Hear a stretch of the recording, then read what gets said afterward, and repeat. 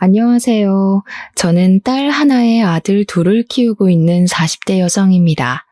저는 나이를 먹지 않을 줄 알았는데 정신 차리고 보니 어느새 제가 40대가 되어 있고 세 자녀의 엄마가 되었네요. 되돌아보면 오늘의 저와 가족들이 있기까지 정말 무수히 많은 일이 있었습니다. 사실 지난 10년은 제 인생에서 가장 힘들고 괴로운 나날들이었어요. 지금은 어느 정도 제 마음이 정리도 되고 여유가 있지만 얼마 전까지만 해도 생각할수록 울분이 터지고 치가 떨리는 사건 때문에 잠도 잘 못 잤거든요. 하지만 이제는 새로운 시작을 앞두고 다 털어버리고자 이렇게 사연을 보내게 되었습니다. 일단 제가 살아온 이야기부터 하면 저는 20대 중반에 아동복지센터에서 사회복지사로 근무하고 있었고 센터장님의 아들이었던 남편과 결혼을 했어요. 사실 센터장님인 시어머니는 저를 정말 싫어하셨습니다. 처음부터 저를 싫어했던 것은 아니었어요. 오히려 처음에는 일 잘하고 아이들에게도 잘한다고 너무 좋아하셨습니다. 하지만 남편과 연애를 하고 결혼을 하겠다고 말하니 자기 아들 짝으로는 제가 한참 부족하다고 생각했는지 결혼을 반대했어요. 그도 그럴 것이 사실 우리 집은 부유하지 않았고 저의 어린 시절은 불행했습니다. 아빠는 어릴 때부터 아침부터 저녁까지 술만 찾으셨고 가장의 역할은 전혀 하지 않았어요. 심지어 술에 잔뜩 취하면 엄마를 때리기까지 했습니다. 실질적인 집안의 가장이었던 엄마는 요양보호사 자격증을 따서 요양원에서 밤 늦게까지 일하시며 우리를 키우셨어요. 이렇게 매일 술 냄새가 진동하고 가끔은 엄마의 울음소리도 들리는 집이 싫었던 오빠는 20살이 되자마자 집을 나가버렸습니다. 그리고 아빠는 제가 20살이 되던 해 급성 알코올 중독으로 돌아가셨어요. 아빠의 장례식 마지막 날 발인까지 다 하고 저는 엄마를 모시고 집에 가려는데 어디선가 많이 본 뒷모습이 보였습니다. 자세히 보니까 오빠였는데 옷은 다 해지고 얼굴도 상처투성인 것이 꼴이 말이 아니었어요. 엄마와 저는 다급히 오빠를 불렀지만 오빠는 제 목소리를 듣고서 도망가 버렸고 그 뒤로는 오빠를 그 어디서도 보지 못했습니다. 그날 엄마는 집에 오셔서 오빠 생각에 가슴을 치며 눈물을 흘리셨어요. 당장이라도 모든 것을 다 포기하고 오빠를 찾아다니고 싶었지만 우리는 당장 먹고 살 걱정에 슬퍼만 할 수 없었습니다. 엄마는 여전히 요양원에서 일하셨고 저는 대학교는 꿈도 못 꾼 채 아르바이트를 하면서 사회복지사 자격증을 땄어요. 그 뒤로 아동복지센터에 취업하여 시어머니와 남편을 만난 것입니다. 이렇게 우리 집은 하루 벌어서 하루 겨우 먹고 사는 형편이었지만 시댁은 시아버지가 살아계셨을 때 공무원으로 계셨어요. 그래서 시아버지가 돌아가시고 나서도 유족연금을 받고 있었고 시어머니는 아동복지센터의 센터장, 남편이 지역에서 꽤 잘 나가는 입시학원 원장이었습니다. 엄청나게 갑부는 아니지만 그래도 꽤 넉넉히 사는 집안이었고 실제로 이 동네에서 비싼 아파트에서 살고 있었어요. 이런 집이 저를 며느리감으로 어디 생각이나 했겠습니까? 시어머니는 당연히 저를 결사반대했고 친정엄마도 꼭 이 결혼을 해야겠냐며 걱정하셨지만 저와 남편은 불같은 사랑을 했어요. 결국 시어머니는 우리의 사랑에 두 손 두 발 다 들고 마지못해 결혼을 허락했지만 조건이 하나 있었습니다. 그것은 바로 일을 관두고 시댁에 들어와서 살라는 것이었어요. 그 당시 저는 사랑에 눈이 멀어 남편과 결혼만 시켜준다면 지옥에라도 갈 수 있을 정도였습니다. 그래서 시댁에서 시어머니와 함께 사는 것은 힘든 일이 아니라고 생각했고 같이 살면서 가족의 정을 쌓으며 저의 진면모를 보여주리라고 당찬 다짐까지 했어요. 그렇게 저는 20대라는 어린 나이에 호랑이 같은 시어머니를 모시고 살게 되었는데 사실 그때 기억은 두 번 다시는 떠올리기 싫을 정도로 정말 힘들었습니다. 정말 TV에서 나오는 어지간한 시집살이는 다 겪었던 것 같아요. 아직도 잊히지 않는 것이 시댁에서 처음으로 식사하는 날이었습니다. 나름대로 최선을 다해 음식을 차리고 당연히 같이 먹으려고 식탁에 앉았더니 시어머니가 저를 매섭게 놀아보셨어요. 너 제정신이니? 어디서 지금 며느리가 감히 여기서 같이 밥을 먹으려고 해? 나는 절대 너 같은 며느리와 겸상 안 한다. 너는 우리가 식사 마칠 때까지 옆에 서서 잔심부름이나 해라. 저는 시어머니의 불효령에 자리에서 일어나 옆에 서서 잔심부름을 해야 했습니다. 정말 억울한 일도 많고 힘든 일도 많았지만 그나마 다행이라면 다행인 것은 제사를 지내지 않았어요. 원래 남편 어릴 때는 지냈다고 했는데 시어머니가 아동복지센터 센터장이 되며 일이 많아 제사를 못 지내게 되었다고 합니다. 하지만 명절 때는 명절 분위기를 내야 한다며 음식을 장만하도록 했고 친정에도 못 가게 했어요. 그래도 친정과 시댁이 가까워서 평일 점심시간에 엄마가 근무하시는 곳 근처 식당에서 종종 만나곤 했습니다. 그렇게 1년 후 저는 임신을 했고 시어머니는 손자를 간절히 바랬지만 성별을 확인하니 딸이었습니다. 대를 잇지도 못하고 결혼하면 남의 집 귀신이 될 딸년을 가져서 뭐하니? 정말 생전 도움이 하나도 되지 않는구나. 그년 울기만 해봐. 아주 그냥 이 집에서 쫓아내버릴 거야. 시어머니는 쫓아낸다고 말할 정도로 저의 큰딸을 싫어하셨지만 다행히 큰딸은 건강하고 씩씩하게 잘 컸고 그 뒤로 2년 터울로 둘째와 셋째를 낳았는데 다행히 둘 다 아들이었습니다. 떡두꺼비 같은 손자를 둘이나 낳으니 시어머니는 저에게 두 아들을 건강하고 똑 부러진 아이로 키우는데 전념하라고 하시며 가정부를 들이셨어요. 그러나 여전히 주방일은 다 저의 몫이었습니다. 그래도 이전과는 다르게 명절 마지막 날에는 아이들과 저는 친정에 다녀오라고 하시며 보내주셨어요. 저는 남편과도 같이 가고 싶었지만 남편은 학원 일로 바빠서 유일하게 쉬는 날이 명절인데 그날 꼭 친정에 데리고 가야 하겠냐며 아이들과 저만 친정에 보내셨습니다. 비록 새 아이가 떼부리거나 울면 귀찮다고 밀어내버리셔서 눈치 보이기는 했지만 그래도 시어머니가 서서히 저에게 마음을 여는 것 같아서 저 스스로가 참 뿌듯했어요. 그러던 어느 날이었습니다. 저는 일주일에 한 번씩 아이들을 가정부 이모님께 잠깐 부탁하고 마트에서 장을 보곤 했는데 언제부턴가 마트 가는 길에 있는 한 젊은 노숙자가 눈에 띄었어요. 그 노숙자는 젊은 시절 오빠와 너무 닮아서 노숙자를 보고 있으면 오빠가 떠올라 자꾸 신경이 쓰였습니다.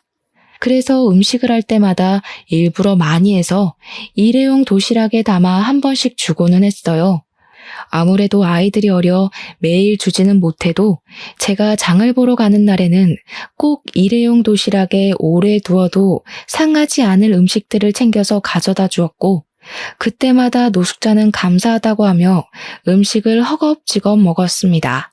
그러던 어느 주말, 모처럼 한가한 날이라 시어머니를 모시고 남편 아이들과 함께 도시락을 넉넉히 싸서 인근 공원으로 산책하러 나갔습니다.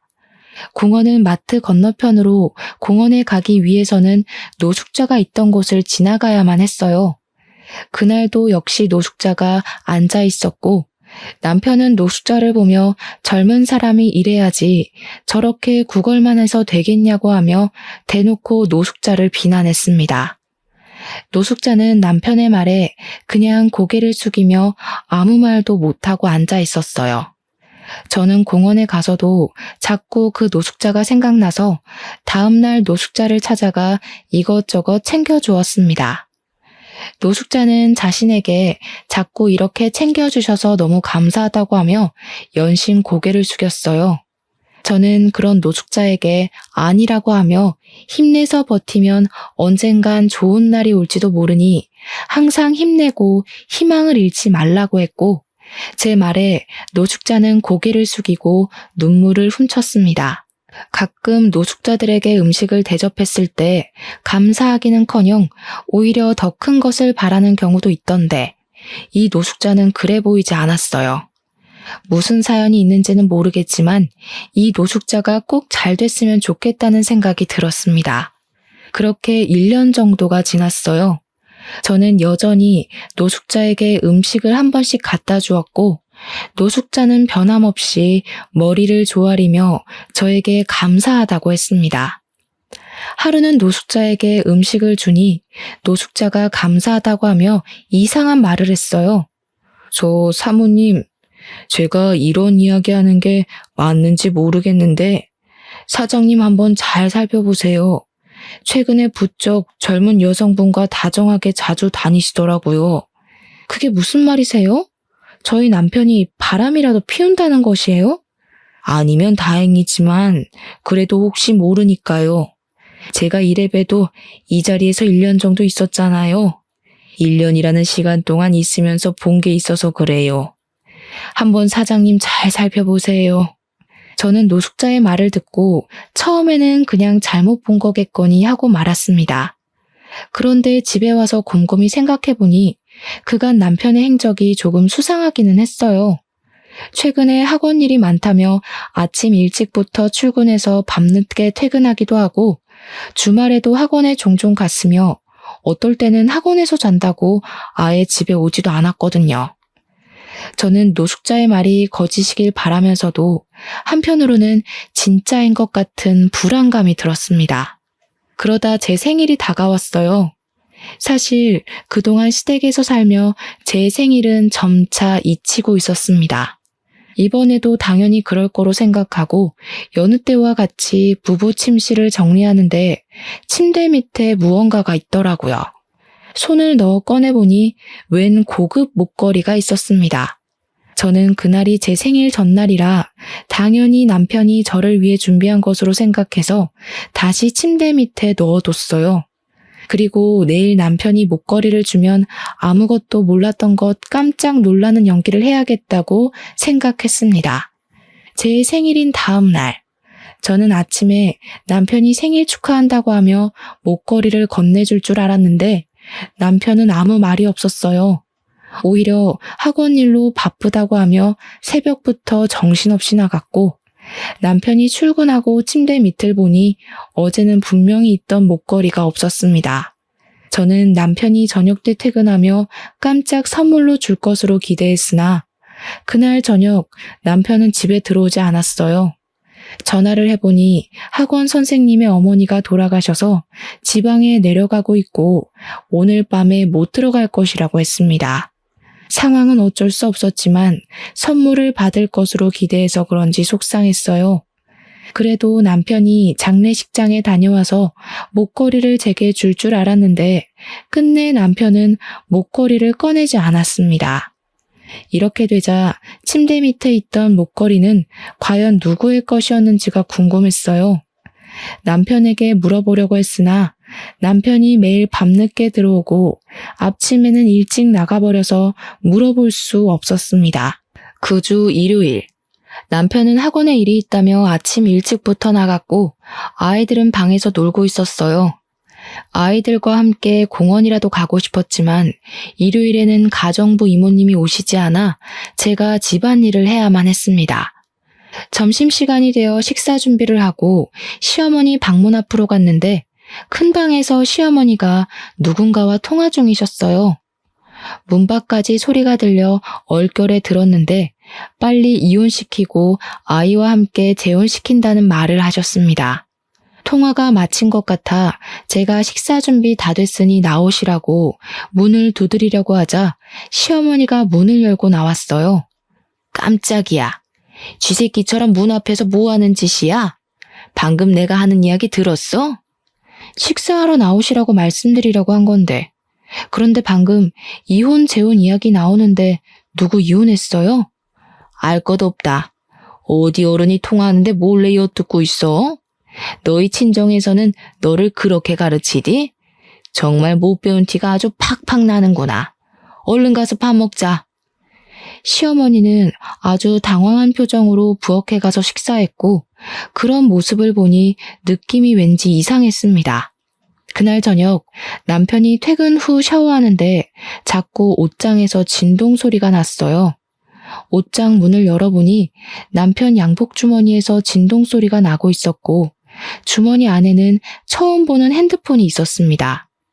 핸드폰을 꺼내보니 발신자 이름이 없고 핸드폰 번호 11자리만 적혀 있었는데 가운데 자리는 남편 생년월일과 같았고 끝자리가 남편 핸드폰 번호와 똑같았어요. 그리고 핸드폰 케이스에는 하트 그림이 그려져 있었습니다. 제가 전화를 받으려던 찰나 남편이 샤워하고 나왔어요. 남편은 제가 전화를 받으려는 모습을 보자 기겁을 하며 후다닥 핸드폰을 빼앗아 갔습니다. 뭐야, 남의 핸드폰을 왜 함부로 네가 받아? 이게 얼마나 중요한 전화인데. 계속 전화가 오길래 근데 이 핸드폰은 무슨 핸드폰이야? 자기 핸드폰 이거 아니잖아. 이거 학원에서 학부모님들, 학원 거래처 사람들과 연락하는 핸드폰이야. 언제 개통한 거야? 그리고 케이스는 그게 뭐야? 자기 원래 이런 케이스 유치하다고 안 좋아하잖아. 그냥 학생들이 선물로 줘서 한 거야. 뭘 그렇게 따져대. 아무튼 나 전화하고 올게. 남편은 핸드폰을 들고 굳이 집 밖에 나가서 전화통화를 했습니다. 아무리 학원 업무용 핸드폰이라지만 이렇게까지 화를 내는 것, 그리고 업무상의 전화를 굳이 밖에까지 나가서 하는 것이 이상했어요. 그리고 제일 이상한 것은 남편의 취향에 전혀 맞지 않은 하트 그림의 핸드폰 케이스였습니다. 원래 남편은 핸드폰 케이스도 항상 투명하거나 무채색만 했지 이런 그림이 그려진 것은 단 한 번도 한 적이 없었어요. 결혼 전 연애할 때 제가 사줘본 적은 있지만 그때도 유치하다고 절대 끼고 다니지 않았습니다. 젊을 때 그랬던 사람이 40대가 돼서 그런 핸드폰 케이스를 자발적으로 낀다는 것은 아무리 생각해도 말이 안 되는 소리였어요. 이상한 생각은 꼬리에 꼬리를 물었고 일단 그 번호 주인을 알아봐야겠다는 생각에 아까 전화 온 핸드폰 번호를 저장했습니다. 한번 보기는 했지만 가운데 자리는 남편의 생일이고 끝자리는 남편의 핸드폰 번호와 같아서 쉽게 기억할 수 있었어요. 핸드폰 번호를 저장하고 나니 카카오톡에 새 친구가 뜨길래 메인 사진을 보니 침대 밑에서 본 그 목걸이 사진이 있었고 그 위에는 남자와 여자가 커플링을 끼고 손잡은 사진이 있었습니다. 그리고 상태 메시지에는 남편의 이니셜 하트 그리고 400일이라는 글씨가 있었어요. 저는 직감적으로 이 남자의 손이 남편의 손이고 이 핸드폰 번호의 주인은 남편과 불륜을 저지르고 있는 여자의 번호라는 것을 알았습니다. 그날 밤 남편은 상간녀와 통화를 하고 서재에서 잠을 잤고 저는 부부 침실에서 혼자 있으며 이 상황을 어찌해야 할지 고민했어요. 밤을 꼴딱 새우고 다음날 아침, 남편은 역시 새벽부터 출근했습니다. 저는 모두 출근한 뒤 방으로 들어가 상간녀의 번호로 전화를 했으나 받지 않길래 제가 남편의 아내인데 한번 만나서 이야기 좀 나눠야겠다고 문자를 보냈어요. 상간녀는 제 문자에 바로 전화를 했고 우리는 그날 오후에 한 카페에서 만났습니다. 은찬이 오빠랑 같이 사는 분이 그쪽이에요? 참 저렴하게도 생기셨네. 뭐 암튼 저 은찬이 오빠랑 결혼할 거고 은찬이 오빠 어머니도 저 알고 계세요. 들어보니까 둘이 이혼시키고 저랑 재혼시킬 생각이신 것 같던데. 물론 아이들과 함께요. 사실은 제가 돈은 많아도 임신은 못하는 처지거든요. 솔직히 앞길이 창창한 은찬이 오빠가 그쪽보다는 건물주 딸인 제가 더 잘 어울리지 않겠어요? 게다가 아이도 아들 둘에 딸 하나 있으면 보기 좋은 오붓한 가정이 되겠네요. 뭐? 지금 유부남이랑 불륜을 저지른 주제에 뭘 잘했다고 이렇게 당당해? 그리고 우리 아이들을 내가 언제 너한테 맡긴대? 허튼 생각을 참 정성껏 또 한다. 언니가 아무리 그래도 어머니, 은찬이 오빠 모두 말 끝난 상황이에요. 이미 1년 전부터 명절 마지막 날에는 그 집에도 갔는걸요. 그리고 언니가 자던 침대에서 은찬이 오빠랑 잠도 자고요. 이미 어머니는 저를 며느리로 생각하고 있다고요. 그러니까 괜히 난리치지 말고 그냥 조용히 혼자 꺼져주세요. 아시겠어요? 생각해보니 1년 전부터 시어머니가 명절 마지막 날에는 꼭 저와 아이들을 친정에 보내셨습니다. 저는 감사한 마음에 친정에 갔었는데 사실은 남편 상간녀와 함께 시간을 보내려고 했던 것이라는 생각을 하니 남편과 시어머니에 대한 배신감과 분노에 눈이 뒤집히고 온몸이 부르르 떨리더라고요. 저는 끝까지 뻔뻔한 상간녀에게 너무 화가 나서 앞뒤 생각할 겨를도 없이 상간녀의 면상에 물을 뿌렸습니다. 상간녀가 당황해하며 저에게 정신 나갔냐고 하며 소리를 지르길래 뺨도 때렸어요. 정신 나간 건 너지. 어디서 애까지 있는 남의 나자 뺏어놓고 큰 소리야. 나도 불륜까지 저지른 남편과 같이 살 마음은 죽어도 없지만 곱게 끝내진 않을 거야. 너한테도 상간녀 소송 걸 테니까 준비 단단히 하고 있어. 내가 너랑 남편이라는 작자, 그리고 너를 가족으로 받아들인다던 시어머니까지 모조리 다 박살낼 거야. 박살낼 수 있으면 박살내봐. 우리 오빠 이 지역에서 엄청 유명한 학원 원장인데 무슨 수로 아무것도 없는 네가 박살낼 건데? 들어보니 돈도 없고 백도 없고 아무것도 없던데. 참나. 그리고 솔직히 요새 불륜 안 저지르는 남자가 얼마나 된다고 그깟 불륜 한 번 저질렀다고 이 난리야? 상간녀가 카페에서 고래고래 소리를 지르는 바람에 사람들은 상간녀의 실체를 알게 되었고 카페의 사람들은 손가락질하며 옹성거리기 시작했습니다. 사람들의 눈초리에 상간녀는 오히려 더 적반하장으로 소리를 지르며 사랑하는데 어쩌라는 식으로 말했고 그 모습을 사람들이 동영상으로 찍어댔어요. 저는 혼자 화가 나서 쇼를 벌이는 상간녀를 카페에 두고 남편의 학원으로 찾아갔습니다. 남편은 저에게 무슨 일이냐고 했고 저는 남편을 보자마자 뺨을 갈겼어요. 왜 때려? 갑자기 무슨 짓이야? 정신 나갔어? 제정신이야? 그래, 나 정신 나갔다. 지금 눈 돌아가서 아무것도 눈에 보이지 않아. 나 그동안 너 하나만 바라보고 모진 시집살이 다 견뎌왔는데 어떻게 네가 다른 여자랑 바람이 날 수가 있어? 지금 이런 상황에서 내가 안 미치는 게 이상한 거지. 지금 사람들이랑 학생들 앞에서 무슨 소리를 하는 거야? 헛소리 그만해, 쪽팔리게. 바람 피우고 불륜 저질러서 쪽팔린 건 아나 보지? 지금 네 상간녀 보고 다 확인하고 오는 길이야, 이 새끼야. 더는 너랑 못 살아. 너네 집 망가뜨리고 이혼할 거야, 그렇게 알아.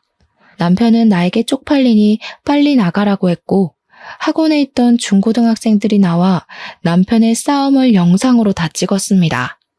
그때가 겨울방학 기간이라 중고등학생들이 꽤 있었거든요. 남편은 학생들에게 당장 영상을 지우라고 난리를 쳤고 저는 학원에서 빠져나와 바로 시댁으로 향했습니다. 시댁에는 첫째, 둘째 아이는 어린이집에 갔고 셋째 아이와 가정부 이모님만 있었어요.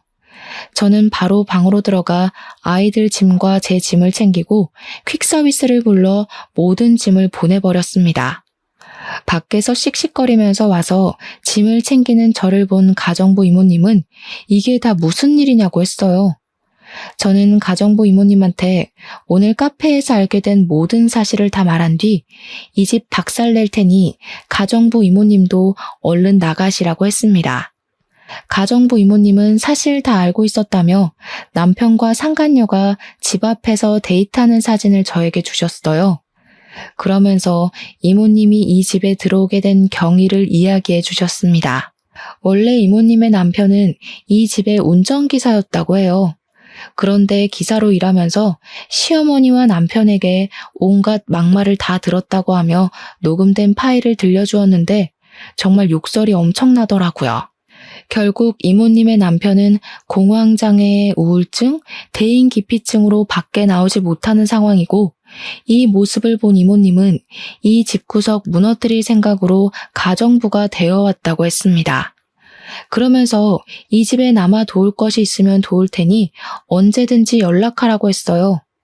저는 가정부 이모님과 대화를 마친 후 그 망할 놈의 집구석에서 나와 새 아이를 데리고 친정으로 갔습니다. 일단 큰 소리치고 나왔는데 이 집을 어떻게 망가뜨려야 하나 고민이 되었어요. 그날 저녁 엄마가 퇴근하시고 집에 오셨고 저는 그동안의 상황을 다 이야기했습니다. 엄마는 처음부터 그 집구석 마음에 들지 않았는데 어떻게 사람들이 그럴 수 있냐고 하시며 엄마가 도울 일 있으면 언제든 말하라고 하셨어요. 엄마와 이야기하는데 시어머니에게 전화가 왔습니다. 야, 너 아들 학원에서 난동 피우고 왔다면서? 쪽팔리게. 솔직히 생각을 해봐라. 우리 아들한테 너같이 지질이 궁상인 년이 어디 어울릴 거로 생각하니? 그래도 네가 아들을 둘이나 낳아서 내가 그동안 사람 대접은 한 건데 며느리로는 절대 안 된다. 너같이 돈도 없고 무식한 것은 그냥 아이만 낳아주고 꺼져주면 돼. 알겠어? 그러니까 아이들은 두고 이혼해라. 아이들 두고 이혼하면 내가 돈 많이 줄게. 너네 집 돈도 없잖니. 아이만 낳아주고 꺼져요? 제가 잘못한 것도 아닌데 제가 왜 제 배 아파서 낳은 아이들을 두고 이혼해야 해요? 남편이나 시부모님이나 우리 아이들 한번 놀아나 주셨어요? 다정스럽게 간식거리라도 하나 챙겨본 적 있냐고요. 전 절대 우리 아이들 못 보냅니다. 제가 무슨 수단과 방법을 써서라도 반드시 당신들 무너뜨릴 거니 그리하세요. 네가 무슨 수로 무너뜨릴 거니? 돈이 있니 명예가 있니 권력이 있니? 쥐뿔도 없는 주제에 괜히 설치다가 다치지 말고 그냥 포기해라. 이 말 듣고 도끼가 단단히 오른 저와 엄마는 시어머니의 센터 그리고 남편과 상간녀까지 반드시 망하는 모습을 봐야겠다고 다짐했습니다. 집에서 잠시 쉬고 있는데 가정부 이모님이 만나자고 연락이 왔어요. 약속된 장소로 나가보니 이모님이 아까는 정신이 없어서 말을 못했다며 볼펜 녹음기를 하나 건네주셨습니다. 사실 그동안 볼펜 녹음기를 가지고 출근했었는데 앞으로 이혼 소송할 때 도움이 될 것 같다고 하시면서요. 저는 감사한 마음으로 가정부 이모님께 볼펜 녹음기를 받았고 친정집으로 다시 가는 길에 노숙자를 보았습니다. 평소처럼 마트에서 노숙자에게 이것저것을 사서 건네다가 제가 매일 지니고 다니던 오빠의 사진을 노숙자 앞에 떨어뜨렸어요. 노숙자는 오빠의 사진을 보더니 오빠의 이름을 말하며 맞냐고 물었습니다. 저는 맞는데 어떻게 하시냐고 했더니 원래 이 근처에서 크게 학원을 하시던 학원 원장님이셨다고 하며 항상 지나가실 때마다 자신에게 음식을 사주시던 분이라고 했어요. 그런데 갑자기 다른 지역으로 이사하셨고 가시면서 혹시 힘든 일 있으면 연락하라고 하시며 명함을 주고 가셨다고 합니다. 그러면서 노숙자는 오빠의 이름이 적힌 명함을 건네주었어요. 저는 그 명함을 보고 바로 엄마에게로 달려갔습니다. 엄마는 명함을 보시더니 떨리는 목소리로 명함 속 번호로 전화를 했어요. 오빠는 엄마의 목소리를 듣자마자 바로 엄마임을 알아차렸고 우리는 눈물을 흘리며 오빠에게 지금 사는 곳을 물었습니다. 노숙자의 말대로 오빠는 대학 입시 컨설팅 학원을 운영하고 있었고 오빠가 있는 곳은 우리가 사는 곳 바로 옆 동네였어요. 다음 날 오빠는 저와 엄마가 사는 집으로 왔고 엄마는 요양원에 연차까지 내고 오빠를 위해 엄청난 음식을 준비했습니다. 우리는 밥을 먹으며 서로 살아온 이야기를 나눴어요. 오빠는 20살 때 집을 나가 막노동을 하며 고시원에서 생활했다고 합니다. 그곳에서 잠을 거의 자지 않고 열심히 공부했고 그 결과 우리나라에서 가장 유명한 수도권 대학교에 전액 장학금을 받고 진학했어요. 대학교 졸업 후 회사에 취업했지만 회사 생활은 생각보다 적성이 맞지 않아 1년 만에 관뒀고 그 뒤로 고등학교 학생들에게 과외를 했는데 입소문이 나면서 학원까지 차리게 되었습니다. 이 학원의 위치가 바로 남편 학원 근처였고 여기서 근무하며 노숙자를 봤다고 해요. 저는 오빠에게 저도 그동안 살아온 이야기를 하며 지금 사실 이혼을 하려 한다고 했습니다. 오빠는 제 이야기를 듣더니 남편이 학원 원장이었으면 자신이 알 수도 있겠다면서 남편의 사진을 보여달라고 했고 제가 핸드폰에서 남편의 사진을 찾아 보여주니 이 사람이 정말 남편이냐고 물었습니다. 오빠가 하는 말이 남편 학원 학생들이 오빠네 학원으로 옮기자 남편은 사실무근의 소문을 내며 오빠를 괴롭게 했다고 해요. 그래서 오빠는 똥이 무서워서 피하냐 더러워서 피하지 하는 심산으로 이사를 했고 지금은 학원이 위치가 좋아서인지 학생들이 이전보다 많아졌고 더 잘 되고 있다고 합니다. 엄마는 오빠가 살아온 이야기를 듣더니 정말 고생 많았겠다고 하며 오빠를 꼭 안아주셨어요. 오빠는 남편으로 인해 우리 남매 둘 다 너무 고생했다며 그놈들 절대 가만두면 안 되겠다고 했습니다. 그러면서 혹시라도 돈이 필요하면 최선을 다해 도와줄 테니 돈 걱정은 걱정하지 말고 최고의 변호인단을 꾸려서 이혼 소송을 하든 뭘 하든 해서 그 집구석을 아주 납작하게 해주라고 했어요. 솔직히 그들을 무너뜨리고 싶어도 아무것도 없는 제가 할 수 있을까 걱정했는데 오빠의 말을 들으니 뭔가 힘이 되었습니다. 집에서 식사를 마친 뒤 저와 오빠는 우리가 다시 만나는 데 결정적인 도움을 줬던 노숙자를 만나러 갔어요. 그런데 항상 있던 그 자리에 노숙자가 보이지 않았습니다. 근처 상인의 말로는 어제 어디론가 떠날 듯이 짐을 다 챙겨서 떠났다고 해요. 저와 오빠는 부디 노숙자가 편안한 곳에서 일도 하며 잘 살기를 간절히 빌었습니다. 시계를 보니 어느덧 오빠가 출근할 시간이 되어 오빠는 학원을 갔고 저도 집으로 와서 남편 학원으로 이혼 서류를 보냈어요. 그리고 시어머니와 남편을 무너뜨리기 위해 가정부 이모님이 주신 볼펜 녹음기에 녹음된 내용을 들어보았습니다. 들어보니 시어머니는 상간녀에게 오래전부터 며느리라고 부르며 통화를 종종 했었고 남편과 저를 쫓아낼 궁리를 하는 대화 내용이 제법 상세히 녹음되어 있었어요. 게다가 아동복지센터에 지원되는 보조금을 횡령한 정황까지 나왔습니다. 저는 이 모든 것들을 증거로 일단 시어머니를 고소했어요. 그리고 지역 맘카페에 남편과 시어머니에 대한 글을 올렸습니다. 학생들을 가르치는 학원 원장이 결혼하고 아이를 셋이나 낳았지만 젊고 돈 많은 건물주 딸인 여자와 불륜을 저지르고 아이들을 보살피는 지역 아동센터 센터장인 그의 엄마는 아들의 불륜을 혼내지는 못할 망정 오히려 상간녀에게 며느리라고 부르며 그들을 지지하고 본처를 쫓아내려 한다고 말이에요. 또한 가정부 이모님의 남편에게 막말했던 녹음 파일까지 다 올렸습니다. 맘카페에서는 어느 학원에 어느 센터 선생님이 이러는지 확인한다고 난리가 났고 이어서 댓글에 자기 아들이 학원에서 찍어온 영상이라며 동영상 파일 하나가 올라왔어요. 그 동영상에는 저와 남편이 나왔고 이로 인해 남편의 학원이 어디인지 다 알려지게 되었습니다. 그리고 또 다른 사람의 댓글에는 이전에 상간녀가 카페에서 소리를 지르며 난동을 부린 동영상을 올렸어요. 그 동영상에는 상간녀가 소리를 지르며 이 지역에서 엄청 유명한 학원 원장과 불륜을 저지른다고 말하는 장면이 있었는데 그 덕에 사람들은 동영상 속 여자가 남편과 불륜을 저지른 상간녀임을 알 수 있었고 건물주라는 말에 상간녀의 신상도 털리게 되었습니다. 저는 이 모든 상황을 지켜보며 우리나라의 네티즌의 빠른 정보력에 감탄하고 있는데 남편에게 전화가 왔어요.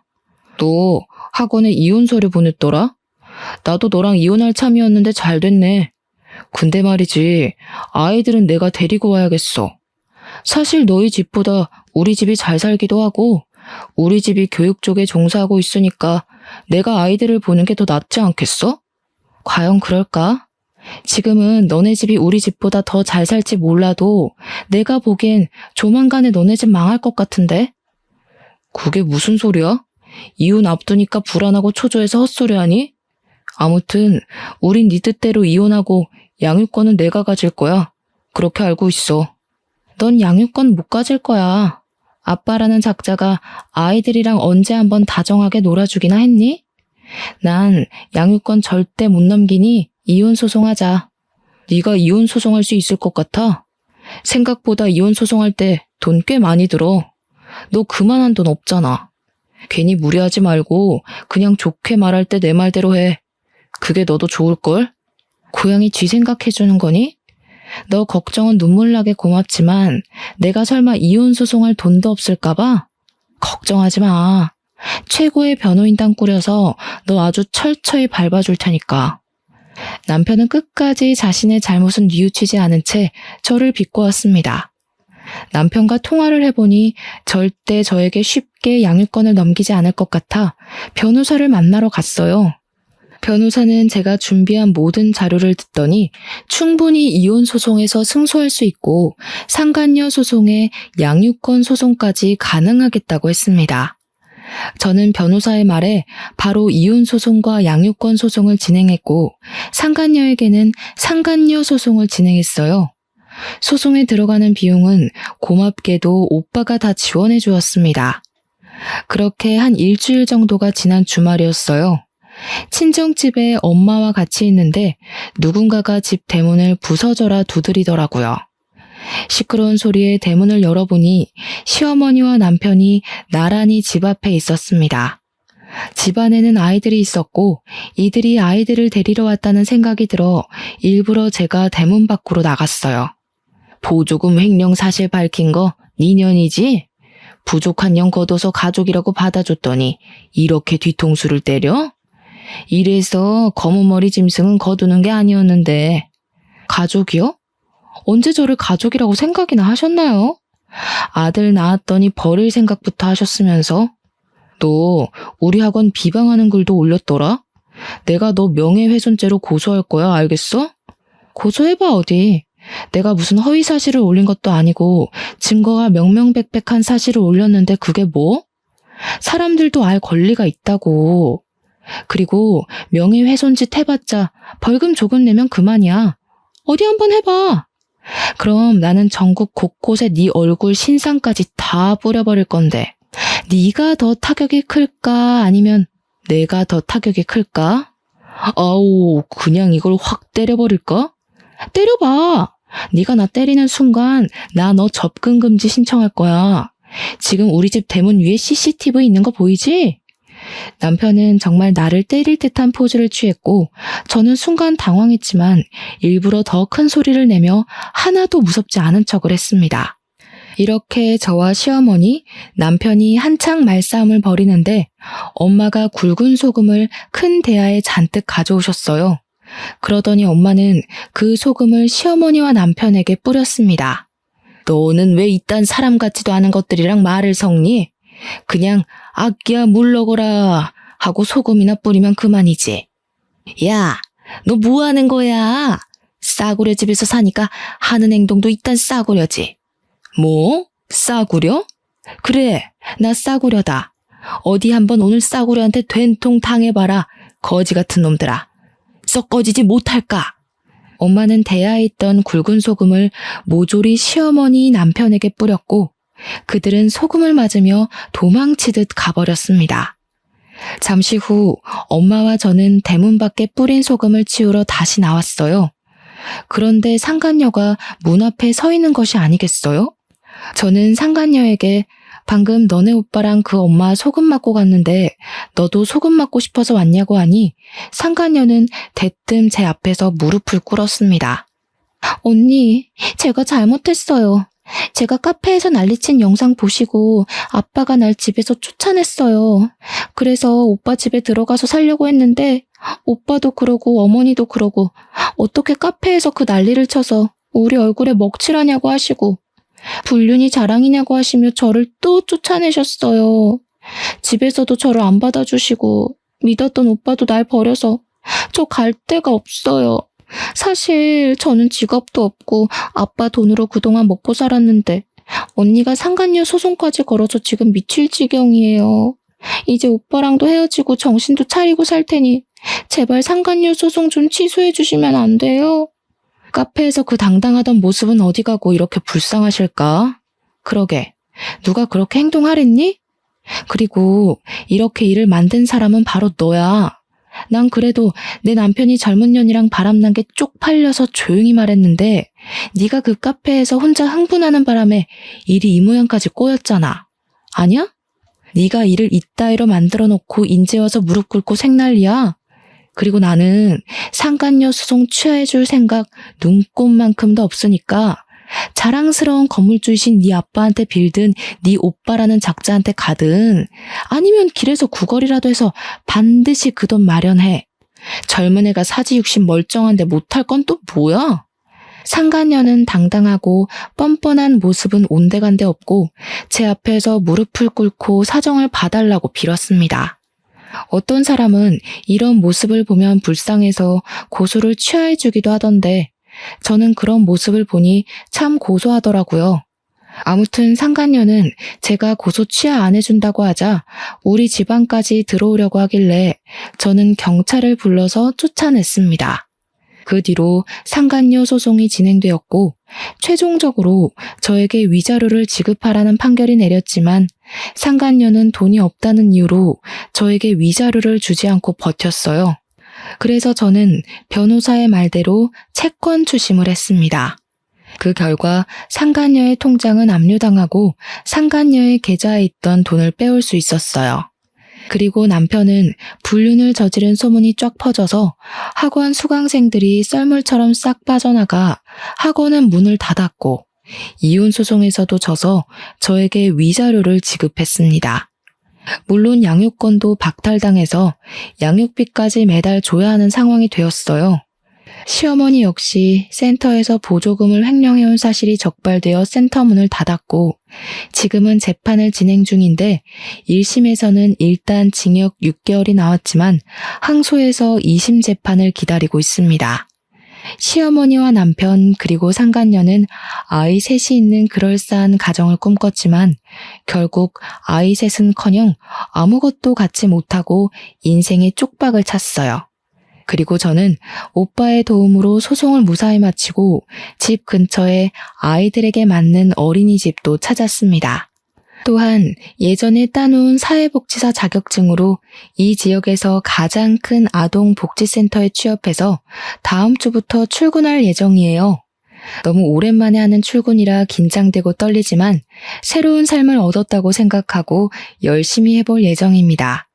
참, 그리고 제가 이번에 아동복지센터에 면접 보고 오는 길에 저와 오빠를 만나게 해준 노숙자가 공사장에서 일하는 모습을 봤어요. 저는 일부러 그 앞에서 기다렸다가 노숙자와 대화를 나눴습니다. 알고 보니 노숙자는 원래 사업을 하던 사람인데 부도가 나서 이혼당하고 아이들도 못 보고 졸지에 길거리에 나앉았다고 해요. 이렇게 떠돌아다니다가 죽으려고 했는데 저도 오빠가 베풀어준 선의로 열심히 살 희망이 생기고 다시 일할 용기가 생겼다고 했습니다. 저는 그런 노숙자를 응원하며 기쁜 소식 들려줘서 고맙다고 했어요. 그리고 집에 와서 오빠와 엄마에게 노숙자에 관한 이야기를 했더니 오빠가 이런 사람은 우리가 도와줘야 한다며 노숙자에게 일자리를 소개해줬는데 바로 학원 건물관리인입니다. 노숙자는 열심히 해보겠다며 어제부터 출근했다고 하던데 정말 쉬지도 않고 열심히 했다고 해요. 노숙자분도 우리와 함께 새로운 곳에서 잘 적응하며 어느 정도 자리도 잡고 아이들도 꼭 보았으면 좋겠네요. 저의 이야기는 여기까지입니다. 사실 이 일을 겪으면서 정말 많이 힘들었지만 그래도 나만을 사랑하는 엄마와 새 아이 그리고 오빠가 있었기에 무사히 잘 견뎠던 것 같아요. 제가 가족이란 든든한 울타리가 있기에 넘어져도 다시 일어나 앞으로 나아갈 수 있던 것처럼 저 역시 우리 가족에게 힘이 되기 위해 최선을 다해야겠다는 생각이 듭니다. 어찌 보면 지루할 수도 있는 저의 이야기 끝까지 들어주셔서 감사해요. 저의 이야기를 들어주신 모든 청취자분은 행복한 일만 가득한 봄날 되시길 진심으로 기원합니다.